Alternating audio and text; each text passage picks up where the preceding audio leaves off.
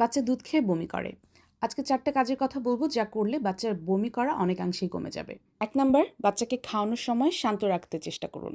কারণ বাচ্চা যদি কাঁদতে, কাঁদতে দুধ খায় তাহলে বেশি করে বাতাস গিলে ফেলে দুধ খাওয়ার সময়। আর এই বাতাসই কিন্তু পরে দুধকে উপরের দিকে ঠেলে দেয় এবং বমি হয়।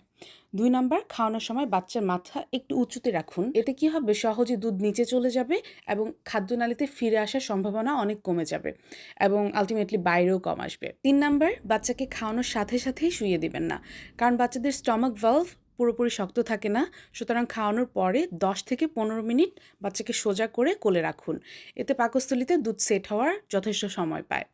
4 নাম্বার হচ্ছে বার্প দেওয়ানো বা ঢেকুর তোলা। এটা খুবই ইম্পর্টেন্ট। যেসব বাচ্চারা বেশি বেশি বমি করে তাদের ক্ষেত্রে খাওয়া অর্ধেক শেষ হলে একবার ঢেকুর তুলুন, আবার খাওয়া সম্পূর্ণ শেষ হলে আরেকবার ঢেকুর তুলুন। ঢেকুর তুললে পেটে জমে থাকা বাতাস বের হয়ে যায়, পেটের মধ্যে চাপ কমে এবং বমি কম হয়। আমি এখানে একটা টিপস শেয়ার করি।